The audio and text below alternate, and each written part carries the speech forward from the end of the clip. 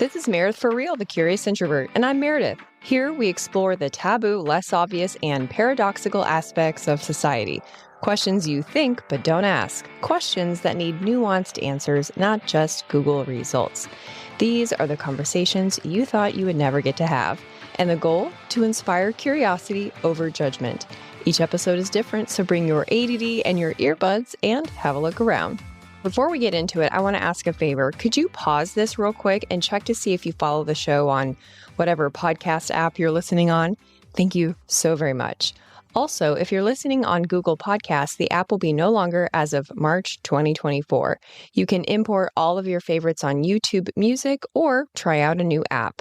Okay, so today's episode is a topic about a part of society that you have never considered as the source of a feeling we have all had. That feeling is the one of not doing enough with our lives. You know, not living up to the challenge issued at our graduation's commencement speech. And the cause?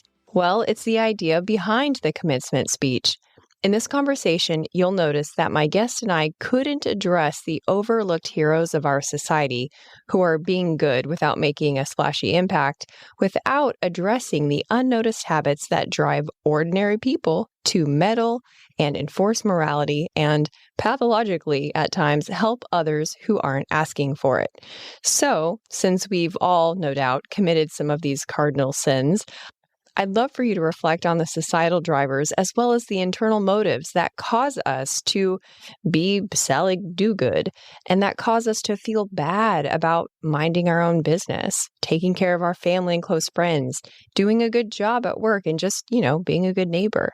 In true philosopher form, you'll notice that my guest leaves you with a lot to think about and had many helpful, what I call filter questions to apply to situations we historically have seen as just very black and white. If you end up liking this episode, you'll also like the one I did with the same guest about virtue signaling. That's episode 136. All right, friends, keep it curious. Shoot for the moon and land among the stars. This is the advice we all heard at our school graduations and every business conference ever. It's the kind of speech that has inspired goal posters and fueled the pursuit of grand-scale legacy with, as one author puts it, excited do-gooders surveying the moral landscape for problems to fix. My next guest is that author. He's an associate professor and philosopher at Bowling Green University, who believes that living a quiet life is not an underachieving consolation prize. Today, he's going to take us on a nuanced discussion to explore why being a busybody comes at a cost and how putting down roots is good for everyone as we ask the question, is it okay to mind your own business?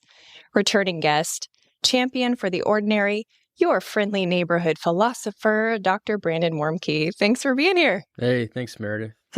I should have added, and prolific book writer, because I swear every time I turn around, you have written or are in the middle of writing another book. Well, I'm glad it feels that way. It for you, it feels that way for me too. But you got to keep food on the table. So this is true. This last book I really enjoyed, but I think my listeners may be torn because I can't figure out if they would feel either relieved or confused at the prospect of not being obligated to make big change in the world. The confused might wonder, why working to make the world a better place is a bad thing. So maybe we should start there. Why would wanting to work to make the world better be potentially bad? So the book is called Why It's Okay to Mind Your Own Business, and the first half is devoted to the dangers of minding other people's. And we started thinking about, my co-author and I started thinking about this. We're both professors, and every semester or so we have to sit and listen to commencement speeches. And I'm sure you or many of your listeners... Is this when you wrote the book? Like you're in the bleachers, like making notes? I actually do. Don't tell the president of my university or my dean, but I do. Secret is safe with us. I do bring a book with me. Those things are long, and I bring a book and secretly read it, like in the second row, like all the parents are like probably watching. So we go to these commencement speeches, and if you've been to one, you've been to a dozen, and There's a genre of commencement speech that tells young people to get out there, make a name for themselves, upset the status quo, start a revolution, do big things. And we call this commencement speech morality. And it tells young people the world is a buffet of problems to solve.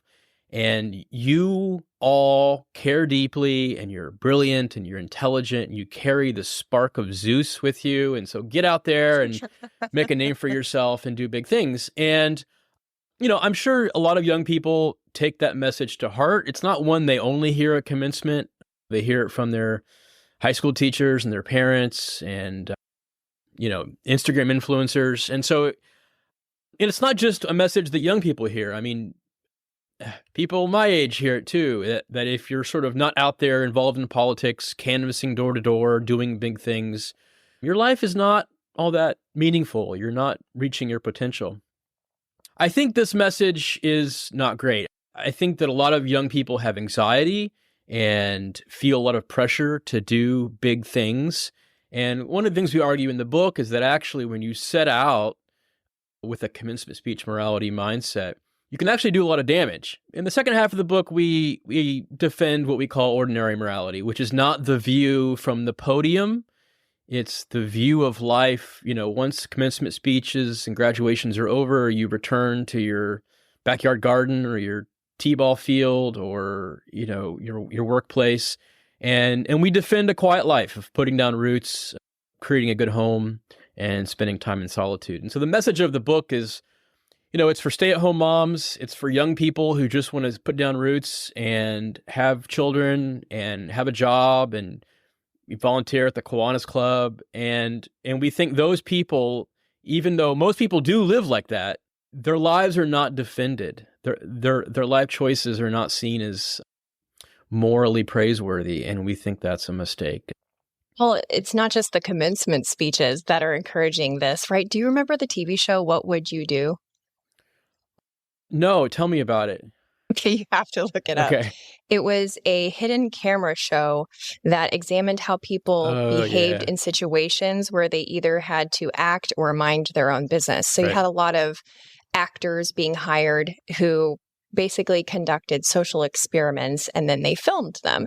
And the underlying vibe was like, if you see something, say something, like you should do something. Yeah. If you see a mother berating her child in public, you should say something. And that was kind of like the overall message of it. But in your book, you described, I want to say 3 or 4 different types of do-gooders that actually do harm. Do you mind kind of explaining those different types for us so we can kind of paint for ourselves a picture of what harm may look like? Sure. So here's one way to not mind your business, and that is by being what we call a moralizer. And most people have heard this term, don't be a moralizer. She's a moralizer. He's a huge moralizer. So a moralizer is just someone who oversteps the boundaries of moral enforcement. So morality is just, the rules of good and bad, right and wrong. It's very important to be moral. It's very important to encourage people to be good and to enforce morality. And we enforce morality by blaming them, intervening in their lives when they're about to do something wrong. And that's a very important thing to do. However, it's possible to overstep your legitimate sort of limits as an enforcer of morality. So you think it like, we're all sort of, moral police officers, but we all have like legitimate limits to our authority. What moralizers do is they overstep the bounds. So let me give you a few examples of moralizers. So you can imagine someone, on Facebook or whatever is talking about a fundraiser, and I might intervene and say, this is a great fundraiser, but you really should be, attempting to solve this problem in this far-flung part of the world, or this is really what's important.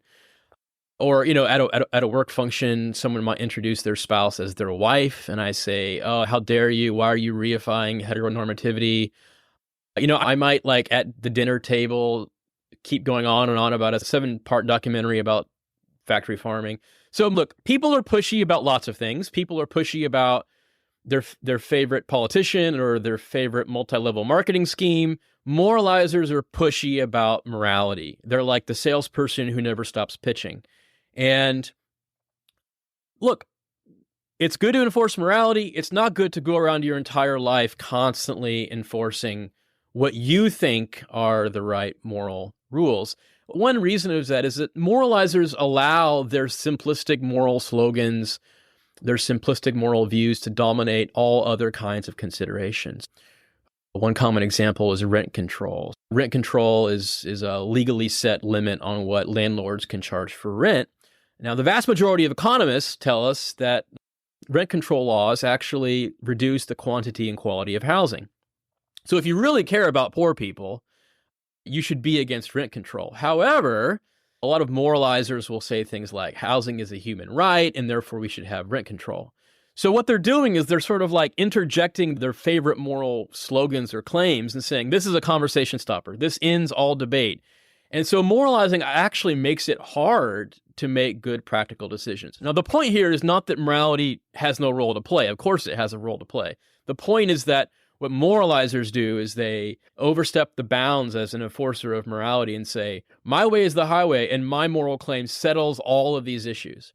So one problem of moralizing is it just makes it harder to make good decisions. So that's one way to not mind your own business, is go around nitpicking people's behavior, intervening to make sure they understand that you're on the side of angels. Another way to not mind your own business, and I'll just mention one more, is by being a busybody. And ancient philosophers, Plato, Epictetus, Theophrastus, even St. Paul in the New Testament, condemns being a busybody. And I think everyone knows what this means. They have a mother-in-law or a neighbor or a coworker who's a busybody. A busybody is just someone who oversteps the legitimate boundaries of helping. So whereas moralizers overstep the boundaries of enforcing morality, busybodies are too eager to help. If you go to the gym, there's the guy who goes around and tries to help everyone with their weightlifting form. You're walking through the park and you hear, a retired couple talking about their investments, and you say, "Oh, excuse me, actually, I have this can't miss cryptocurrency scheme that you should get involved with." Or you could stop someone at the bus stop and explain to this guy he's not using the right shampoo for his hair type. I mean, a lot of busybodies see the world as a receptacle of people who need their help. People with a messiah complex, for example, go around trying to do this. And so there's obviously lots of reasons why you might not want to do this. One is that you just might not know enough about someone's life or how much they need your help. You might be misinformed about what would actually be good for them. But also, and this leads us to this last chapter, busybodies often mean well, but meaning well is no guarantee for helping people. This is something that, as a philosophy professor, if I could imprint on everyone's brain one thing to learn, it's that good intentions do not equate to good outcomes. So all that to say, one way to not mind your own business is by being a moralizer. Another way is by being a busybody. And we should be reticent to involve ourselves in other people's lives. You mentioned messiah complex. Is that along the same lines of what you described in your book as pathological altruism, which, as a sidebar, is my new favorite combination of words? Yeah. I don't know what it is, but I just love it. In our last episode we did about virtue signaling, we talked about obnoxious hashtags and why do people do it. I, for real, feel like hashtag pathological altruism Yeah. is on the horizon because it is really fun to say. So it could take a dark turn, but I want to know how it fits into either it's moralizing or is it busybody? Where does it fit? What does it look like? Yeah, so pathological altruism is a term that's been used in the last 15 to 20 years by psychologists, actually. It's not something that we came up with, unfortunately, because it is a great term. So, well, first of all, what is altruism? Altruism fundamentally is just helping others at some cost to yourself. You mow your neighbor's lawn when they're out of town, you do it for free. That's an altruistic act. You're taking an hour out of your day, you're using calories to help this person out. And we should all want to be helpful. We should all try to help people when we can. But the idea behind pathological altruism is that we can take this too far. And at the detriment of our own mental health or our physical health and well-being, at the detriment of people that we are responsible for, like our children or our parents or our siblings, we can seek to help people in a way that's actually undermining of our own either moral standing, so we're actually, defaulting on our moral obligations to others, or we're actively harming ourselves by being miserable. There's a great book called Strangers Drowning that it's got all these stories about like these people who have basically reduced their lives to sort of misery in an attempt to help other people. And I think, so what's the connection with busybodies? Lots of us are busybodies once in a while. We don't really, we're not maybe minding our business. We kind of make mistakes, kind of insert ourselves into people's lives. But I suspect you and I both know, and I, when I was writing this chapter with my co-author, I was thinking of one particular person and like trying to get inside their head. Like I know this guy who's a philosophy professor. I'm not going to mention his name. He's not watching either. He doesn't like me, so he's not going to watch this. But he might be hate watching. He could be hate watching. He could be hate watching. Yeah, that's true. If he is, how's it going, man? So, people with Messiah complexes think they're incredibly important, that people like really need their help. And they're constantly going on about how hard it is and just really doing the work. They're really like sacrificing their sleep and their health to help other people. And these people really need me. And I think a lot of people with this kind of attitude do end up being pathological altruists. So it's not merely that by being a busybody, we hurt other people. Often we do. We often also hurt ourselves. And so part of the point of this chapter on meaning well and being a busybody is that, it's not just in the interest of others that you mind your own business. It's good for you to mind your own business.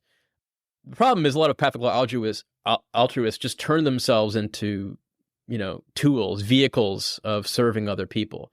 And as important as that is, we are not here to simply be useful. We're here to be lovable. And the question is, how can I balance my own development, becoming a good person, taking care of myself with my obligations to help others? That flies right in the face of every missionary I've ever met. So, yeah. They literally say, like, I am here to be a tool of God's hand and go to these other nations and preach the gospel.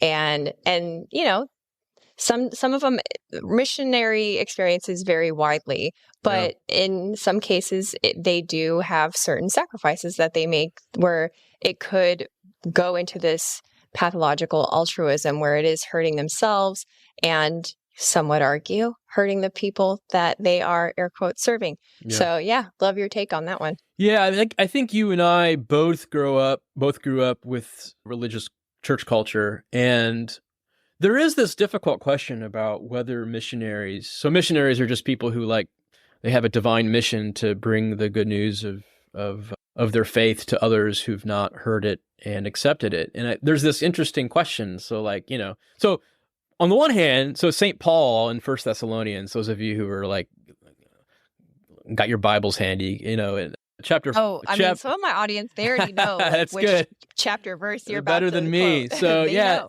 think it's chapter 4 of 1 Thessalonians. St. Paul says, live a quiet life and mind your own business. He says that, mind your own business. And yet he's also going around the Mediterranean and he's being imprisoned for preaching the gospel. He's going into synagogues and preaching and eventually getting kicked out. So on the one hand, there's this mind your own business sort of mentality. There's this other mentality that's sort of get out there and share the good news. And, Jesus in Matthew 10 says, he tells his disciples 2 by 2 to go out and start preaching. But he does say, if a city or a town doesn't welcome you, leave. If they don't welcome you, don't force yourself. Don't be an unwelcome guest. And so I think this is someone who's thought harder about this and smarter than I should have something to say about this. How do you balance, on the one hand, if you think you have and it doesn't need to be a divine mission. It could just be a vocation. You want to go build wells in Bangladesh or something. How do you balance that, on the one hand, wanting to help and wanting to bring people something good with maintaining a respectful distance and allowing people to be autonomous and free? I think that's a difficult question. One that we don't talk about in the book, to be honest with you. Well, I would argue that you did, because you actually did talk about a well. Do you remember giving the well example? Yeah. So we give this example in the book of, if I can remember the details. When people write books, they like try to immediately forget it because they're too sick of working on it. But so there's this guy in the 90s who I can't remember his name. He was like a tech investor. He wanted to help people build wells in some rural part of Africa. I don't remember the exact place, and so here's the idea of how to build a well. So the problem is, women typically have to walk a long way to get to the well, and they pump the water by hand. It's not fun. It's painful. It takes a long time. They carry the water back. Okay. So this guy saw this idea for what was called and trademarked as the play pump. Okay. It's called the play pump. And it's a merry-go-round. So just to be clear, it's a merry-go-round, okay? Right. And the idea of the merry-go-round is like, if you've all been on a merry-go-round, like you jump on the merry-go-round and you push it and it spins around. Okay, so what he did was turned like the water pump into a merry-go-round. So you'd get on the merry-go-round, you'd push it, push your kids on it, and then it would like pump water, okay? And the more the kids played on it, right, they get more water and so on. That was supposed to be the idea. Now, it turned out after these like millions and millions of dollars were spent buying these and testing them and putting them in these poorer areas, that actually ended up being a disaster, because if you've been on a merry-go-round, there's a fun part and a boring part. The fun part is like when you're actually on the merry-go-round spinning around. That's the fun part. The boring part is pushing it. But that's the part that that pumps the water. And, kids were getting sick and like getting injured on these things. And so it ended up being a bit of a failure. And so this is one of those things that we talk about in the book, that good intentions don't ensure good outcomes. I mean, if you think really hard about life, simply meaning well doesn't guarantee good outcomes. Yeah. And it ended up with like child labor. Like they were paying kids to do the work. And I thought, wow. Oh, that's right. Yeah. That escalated quickly. Yeah, they ended up paying kids, and it was a bit of a mess. Yeah. But, it was a bit of a mess. A lot of humanitarian intervention, a lot of public policy is full of examples of well-intentioned people whose hearts are in the right place end up doing more harm than good. And they're not necessarily to be blamed for these outcomes, but I think it's a good reminder that the world is complex and there's a lot we don't know. And so that trying to create solutions to big problems is very difficult. So how are you supposed to know when intervening is the right thing to do and when minding your own business is the right thing to do? Because I'll give one example. Let's say you discover that your coworker's husband is cheating on her, right? So do you mind your own business or do you intervene? Yeah. Yeah, this is hard. So first of all, I don't think there's any like hard and fast rule about when you should intervene and either help people or intervene and enforce morality and blame people and call people out. Any person who claims they have the answer to that question in every situation is probably lying to you or misinformed. So morality is extremely complex. And I think these things often vary culture to culture. So what might be appropriate for a mother-in-law to do and involve herself in one's life in the U.S. might be different in other parts of the world. And so we have to be aware of that. But here's just a few questions. So when you're thinking about like intervening in someone else's life, like one question you can ask is this really that important? Often it's not. So one of the examples we give in the book is you're walking by a colleague who's in his office late at night. And he's on the phone with his wife and he's like, I got a lot of grading to do. It's so much work. And that he's just having like a quiet moment to himself away from the kids. So he's lying to his wife. So he's in the wrong, he's lying to his wife, lying is wrong. But it would probably be inappropriate for you to hey man, stop lying to your wife. Or like call her up and be like, oh, just so you know, your husband was lying to you the other night. That's probably not that important. And so it's just not worth intervening. You might ask yourself, is this a morally complex situation? We have a tendency to think that like morality is very simple and cut and dry. There's lots of competing values that are at stake in morality. So freedom and order and equality and justice, these are all often sort of warring against one another, and it's hard to know what the right answer is. We might ask ourselves, am I sure I'm seeing the answer clearly? So even if there is a clear answer, it may be that we don't often see it. Maybe our own moral vision is cloudy and we just aren't well equipped to understand what the right thing to do is. We might ask ourselves, would I be a hypocrite for involving myself? So one of the ways that you might not have the standing to blame someone or involve someone, involve yourself in their lives is if you'd be a hypocrite. So suppose I'm a chain smoker and I love smoke and I just love it. Just love waking up every day. I smoke like a chimney and I have no intention to stop. And I see my neighbor and he's smoking and I say, hey man, cut it out. Doing it. It's a dirty habit you've got there, That seems like hypocritical for me to do that. And there's something icky about that, morally icky about that. We might ask ourselves, is there someone else better suited to intervene? Give this example about your friend's husband is cheating on her. Maybe you're her best friend. Maybe you are the best person to intervene. But if you're just an acquaintance, maybe you aren't the best person to intervene. Maybe you don't know the details of their relationship, and so it's none of your business. Maybe you might go to someone who's closer to her and say, hey, I have this concern. Maybe you're a better person to talk to her than I. And finally, I think one good question to ask ourselves is this a part of morality that should be socially enforced at all? There are some parts of morality that you might think it's no one's business. So suppose I spend all my Saturday afternoon on the couch eating a bowl of Flamin' Hot Cheetos, watching all of the Die Hard movies back to back or something like that. It's probably a waste of my afternoon. But it's unclear that it's anyone's job to intervene. Maybe my closest friends, maybe a spouse, maybe a parent, but even then, it's not clear they have any right to intervene and say, hey, you have a duty to self-improvement. You have a duty to be, use your time wisely, and you need to get your act together. I'm not sure that anyone has that right to enforce morality. And so all those questions are ones we can ask. I don't think that there's, again, any cut and dried, obvious checklist of when to intervene. I think most of these things require a considerable amount of wisdom. So not a formula per Right. se, but I think you've described some filters.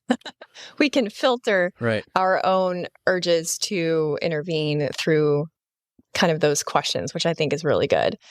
When we think about minding our own business, we think about neighbors who don't talk to one another, would-be do-gooders who look the other way, like I mentioned in the What Would You Do show, right? And so we really think of it as a boring existence at best and looking away from injustices when you could help at worst. But in your book, you talk about how living a quiet and ordinary life can be noble. And I was like, whoa, he used the word noble. So can you share how an ordinary existence can be noble? The second half of the book is the positive part, and it's a defense of living an ordinary life, or what we call ordinary anyway, it has three parts. One is putting down roots, so being rooted at a place. Another way is to create a good home, and finally to spend considerable time in solitude. Now, not all of us as an introvert, I will tell you, I loved that one. I loved I can spend considerable time. I'm serious, because I feel so guilty sometimes, or I feel behind, or part of me feels like I'm missing out, or I'm not doing entrepreneurship right, because I will fall apart if I do not have a certain amount of recharging time totally alone. And, even some of my closer friends are like, I don't understand. You don't want to do XYZ? I'm like, no, I don't. I just want to sit outside and read a book, or play with my plants, do something like that. Yeah, so every introvert everywhere is really excited. So the extent to which how much, solitude is good for you, it might depend on your personality, whether you are an introvert, for example. But I think solitude is good for everyone, at least to some degree. And one reason that we talk about in the book is just because it's it's the best place to get rest. Rest is not good just so that you can get back out there and do more solving of the world's problems. Rest is good in and of itself. Mental and physical health are good things in themselves. It's not like there's no good in the world that's accruing to you or to anyone simply because you're taking time to rest and spend time in solitude. There's just lots of other things that you can only do in solitude. Develop your talents, Think about Michael Phelps, like when I was writing this chapter, back to the world-class swimmer, Katie Ledecky, these world-class athletes that spend hundreds and hundreds of hours like by themselves in the pool. And I think, are they wasting their lives? No, they're becoming excellent at something. So all that to say, solitude is the last chapter in the book. It's like the easiest way to mind your own business because you're literally just by yourself. But it's important. It's important, also to have some distance from your society, some critical distance to be able to assess like the dominant moral and social norms of society. When you're constantly around people, it's easy to just take those on and accept them. Like, oh, I'm just on TikTok all the time. I'm at parties all the time. People are watching me. I'm watching people. It's easy to just like imbibe all of what culture offers you and just accept it. But I think one thing solitude does as well is it gives us some critical distance to say, no, actually, that's not good. So in this case, by saying it's noble, it would be because the outcomes are more thought through, like if there are any outcomes, like in the examples that you gave, of being truly alone, not alone and on your phone. You're not participating in what ends up being the memetics of social networking. Like You're not doing something because someone else is doing it. You're not Botoxing because she's Botoxing. You're really sitting with yourself. And, this is starting to sound really Buddhist, but do you know what I mean? Like, is that what you mean by noble in the case of spending time in solitude? Is that why noble just seems like such a big word that I'm like, whoa, it's noble to live an ordinary life. I just want to make sure I'm on the right track. Yeah. Here's a way to think about what it means for a life to be noble. Are people going to be glad that you were here? Are you spending your life in a way that's morally admirable? And what we're doing in the second half of the book is trying to show people that aren't out there making a name for themselves on a stage, social media influencers. You can have an honorable, noble, generous life, a life that's worth being proud of by putting down roots, creating a good home, and living in solitude.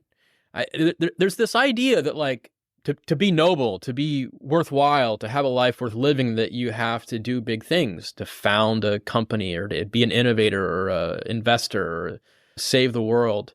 But society also needs people who maintain the good things around us. Our habitats, our literal environments, our institutions, things like public libraries and roads and facades of buildings. This all sounds very silly to talk about, but these are things that matter. Like these are things that make life worth living. And when you live in a society that's peaceful and orderly, like these are things that matter. Not everyone can be a head of an NGO or, giving TED Talks all the time. Like society needs people who are maintainers. And one of the benefits and one of the reasons why a life of minding your own business is noble is because you can be a maintainer. You can be one of these people who preserves the good things around you. And this is something we stress in the chapter on rootedness. Being rooted means attaching yourself to a place, enjoying the benefits of that place, but also giving back. Just like roots, literal plant roots prevent soil erosion. People, when they're rooted, can prevent a kind of social erosion, and they can give back to their community. So the title of the book is not why it's okay to be selfish or why it's okay to be a rugged individualist. That's not the point of the book. The point of the book is that there are ways of involving yourself, say, for example, in your local community, or even just creating a good home where you can show hospitality, raise virtuous, happy, loving children. These are all things that are incredibly important, but you will never hear them in a commencement speech. And it's not because people don't think those things are important, but I think those things are forgotten, and we need to be reminded of things that do good, even though they may not save the world. Hey, Curiositors, just a quick pause to show gratitude to our sponsors and give you some special deals. If you're new here, you may be surprised to know that the beautiful backdrop of my show is not a virtual screen. It's a real place that you can really rent inside of the Pensacola Museum of History. The exhibit space is called Trader John's. It's an old bar in Pensacola whose owner was just as eclectic as this town. And it's perfect for birthdays, work events, award ceremonies, retirement parties, family reunions. So don't pick another boring venue space for your next event. Give the Pensacola Historic Trust your business and make your event super memorable. Learn more at historicpensacola.org. The weather is cooling down here in the southern U.S., and that means it's fire ant season. For those of you not from the South, fire ants are about as pleasant as they sound, and their bites pus up into an itchy red mess that takes forever to heal.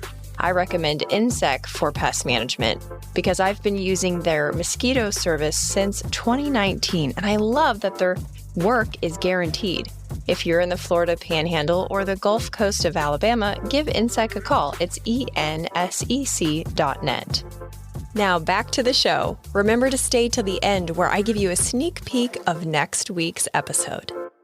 Do you think that part of the reason why we don't promote these types of ways of living is because it doesn't support the collegiate system? Like, it doesn't support take out the student loan and go to school, because in order to be a good community member and live a quiet life, you're going to need to have advanced calculus. Right. So that's an excellent question. If you think about who commencement speakers typically are, they tend to be people that come from, for lack of a better term, we can call the social elite. They're entrepreneurs, they're politicians, they're journalists, they're movers and shakers of some sort. You know, you don't just like have Joe Schmo from the local UAW come give a commencement speech. Like that would be very strange. And so if you think about what a commencement speech is, how it functions, and what the messages are, one way to think about it is it's a message from the social elite to aspiring young people who want to be a part of the social elite.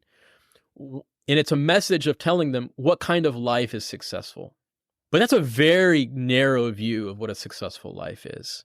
And so John Stuart Mill called these people one-eyed men. They see one thing very clearly, right? They see, one aspect of life very clearly to the detriment of all these other things that are also valuable. And so, look, some people might push back and say, look, it's good for these messages to go out. It inspires young people.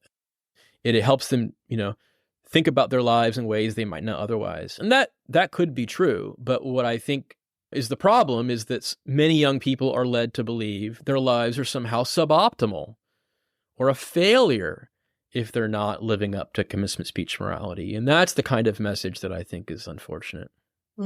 Yeah, it really is. It's because it's not just like it's not just a new thing.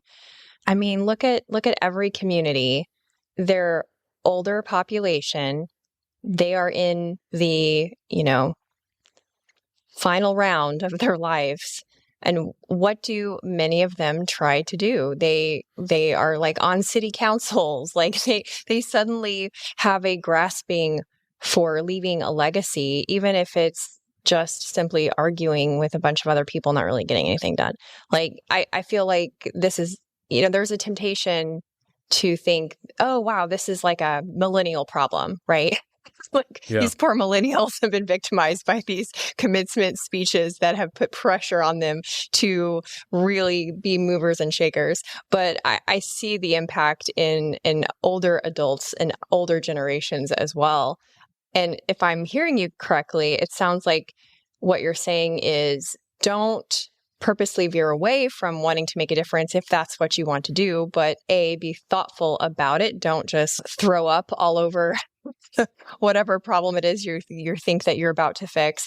And B, it also means that there's this underdog segment of the population that is also maintaining and growing a legacy, but in a different and less public way. Yeah. Yeah, you're absolutely right. It's not just young people. So commencement speech morality is not something only preached or taken up by young people. So a few months ago, so I'm currently in Ohio, but I'm spending my sabbatical in Boulder, Colorado. And a few months ago, right, like during the election time in November, I left a bagel shop and saw two women sitting at a table, and they spent hours going through all the political candidates, like all the local, like dog catcher. They're like, oh, but I don't think the dog catcher's college degrees and the thing that I care about, like really. Now, I guess if you're going to vote, like that's what you prefer, someone to be well educated about the candidates. But I walked by and I said, oh, you guys are working hard here, and she's like, yeah, I hope you're getting out to vote, and I said, I'm probably not going to vote. And they were aghast, I sometimes vote. I don't always vote. I'm bad about voting, or it may be good. Depends on who you ask. You know what? I'm glad that you admit that, though, because you know how I like to obviously cover taboo topics, right? Like that is a taboo topic of, why sometimes people don't vote, and is that okay? And all exploring that. So it's like something people never really admit. So I appreciate your confession. Well, I mean, look, I think people want to vote, whatever, do your thing. That's what you enjoy. That's what you feel like your duty is. Go for it. But I often wonder, here's the problem with voting. To be a really informed voter, and most people really aren't, to be honest with you. But to be a really informed voter, you have to spend a lot of time studying the issues. And not just the candidates, but like the economics of minimum wage law or the economics of housing zoning or whatever, like to really understand all the ins and outs. And I just think couldn't that time be better spent volunteering for Big Brothers, Big Sisters? Like teaching a young woman how to, order at a restaurant, someone without a dad, teaching him how to shake a hand and how to fish and how to treat women. Those things seem to me like better uses of time than, 3 hours spent researching your local dog catcher. And that's a hobby horse I have. I mean, I don't expect everyone to agree with that, obviously, but it does raise the following question. Like, if you really were committed to doing the most good, if you really wanted to be an efficient altruist, what would you spend your time doing? And my suggestion is that for a lot of people, it would be doing things like putting down roots, creating a good home, spending time in solitude. Last question. How would you suggest people practice curiosity while also practicing ordinary morality in minding their own business? Curiosity is tough. And this used to be a vice. The ancient and some medieval philosophers and theologians thought of curiosity as something bad, something to be wary of. Now, I have to clarify, there's a kind of curiosity which is totally innocent, which is just a desire to learn and a desire to know things. But the vice of curiosity, curiositas, the Latin word for it, it referred to seeking knowledge in a bad way, or knowledge that was gained or pursued poorly. And there's two ways that you might be badly curious. One is that if your motivation is bad. So if you want to get a degree or learn something because you're prideful, you want people to see how smart you are or be impressed by your knowledge of all these things, that would be a kind of vicious curiosity. Or if your goals are bad. So, you want to learn things about your neighbor so that you can blackmail him or criticize him or something. That would be a kind of bad curiosity.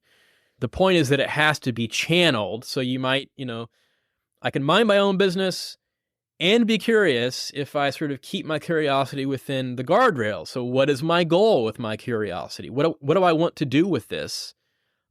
What's my motivation? Am I trying to show off? Am I trying to hurt someone with this? And furthermore, what am I sacrificing? So life is full of trade-offs. So every time you learn something or pursue knowledge, you have to give up something else. You have to give up time spent doing something else. So I could be really curious about World War II era airplanes, and I spend all of my time learning about World War II. I'm not that old. I feel like at a certain age, men sort of like get into World War II phase, and I'm like, I'm not there yet. But war history in general. yeah. My husband is in that era. Actually, Okay. That's been his whole life. What am I saying? Oh, okay. Well, he's that guy. He loves it. So it's perfectly great. But like, if you're sacrificing time spent with your kids, or sacrificing time spent exercising, or time spent doing other things that are also good or more important, that can be a way that curiosity can be vicious. So like, again, like most of life, it's just a matter of balance and trade-offs. Well said. It sounds like it goes back to those filters, not formulas. And this was a great. I always enjoy my time with you. Thank you. It's very kind of you. I do as well, Meredith. Thanks so much. Tell people where they can buy your book, Why It's Okay to Mind Your Own Business, and otherwise, just stay in tune for your next book that you're surely writing right now. Yeah, so the new book, Why It's Okay to Mind Your Own Business, is on Amazon and probably most, if not all, online booksellers. I'm on Twitter. I always hesitate because I write these books on like how to behave well, and then I'm always afraid that someone's going to like follow me on Twitter and be like, oh, this jerk. But I am on Twitter. If someone wants to follow me for whatever I'm working on next, that's the way to do it. Well, thank you again, and I look forward to whatever's next. Thanks, Meredith. Thanks for listening. If you liked this episode, you'll also like the one I did with the same guest about virtue signaling. It's episode 136. Stay tuned next week for a remastered episode with the writer of the film, Teenage Jesus Jerk, as we discuss purity culture and cults.